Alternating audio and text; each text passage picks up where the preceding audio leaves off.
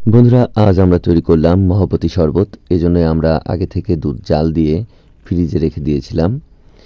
এরপর এর মধ্যে আমরা দিয়ে দিলাম রুয়াবজা এবং দুধ ভালোভাবে মিশ্রিত করার পর এর মধ্যে দিয়ে দিলাম স্বাদ মতো চিনি, যে যেমনটা খান।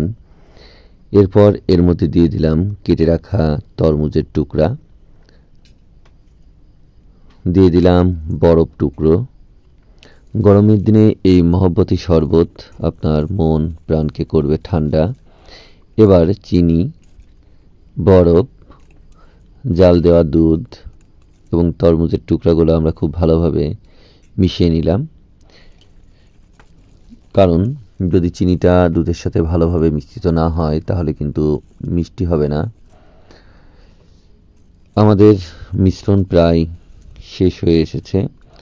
দেখেন প্রত্যেকটি উপাদানই কিন্তু মিশ্রিত হয়ে গেছে এবং তরমুজের টুকরোগুলো একদম আস্ত হয়ে আছে। এরপর আমরা গ্লাসে দিয়ে দিলাম বরফ টুকরো, দিয়ে দিলাম কেটে রাখা তরমুজের টুকরো ডেকোরেশনের জন্যই।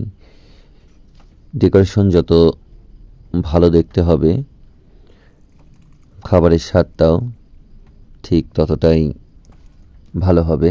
এবার আমরা মহব্বতী শরবত গ্লাসে ঢেলে দিলাম। বন্ধুরা, আপনারাও বাড়িতে খুব অল্প সময়ে অল্প পরিশ্রমে এই মহব্বতী শরবত তৈরি করতে পারেন। যেহেতু এখন তরমুজের সময়, হাতের নাগালেই আপনারা তরমুজটা পেয়ে যাবেন। এটা খেতে হয়েছিল অনেক সুস্বাদু এবং মজাদার। এবং আমাদের এই চ্যানেলটি যদি ভালো লেগে থাকে তাহলে অবশ্যই সাবস্ক্রাইব করবেন।